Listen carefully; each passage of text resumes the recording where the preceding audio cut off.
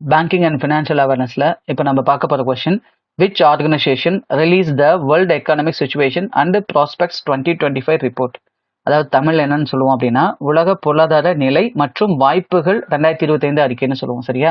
இந்த அறிக்கையை எந்த நிறுவனம் அல்லது எந்த அமைப்பு வெளியிட்டாங்க அப்படின்னு சொல்லி கேட்டிருக்காங்க. சரியா?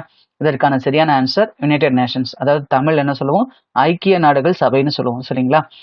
இப்போ நம்ம இந்த ரிப்போர்ட்டை பற்றி பார்த்தோம் அப்படின்னா, குளோபல் எக்கானமிக்கு வந்துட்டு 2025 எத்தனை % வளர்ச்சி அடையும் அப்படின்னு சொல்லியிருக்காங்கன்னா 2.8%. சரியா? 2.8% வந்துட்டு 2025 வளர்ச்சி அடையும்னு சொல்லியிருக்காங்க. அதே மாதிரி நம்ம இந்திய பொருளாதாரம், இந்தியன் எக்கானமி வந்து பார்த்தீங்கன்னா எத்தனை % 2025 வளர்ச்சி அடையும்னு சொல்லியிருக்காங்கன்னா 6.6%. சரிங்களா?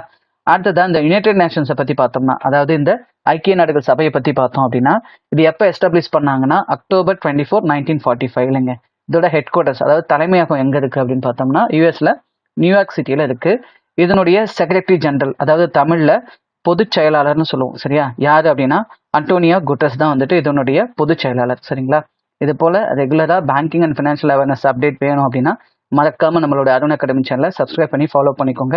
இப்போ நான் சொல்லித்தந்த தகவல், அதாவது இப்போ நான் எக்ஸ்பிளைன் பண்ண தகவல் உங்களுக்கு ரொம்ப பயனுள்ளதாக இருந்துச்சு அப்படின்னா மறக்காம நம்ம வீடியோக்கு லைக் பண்ணுங்க.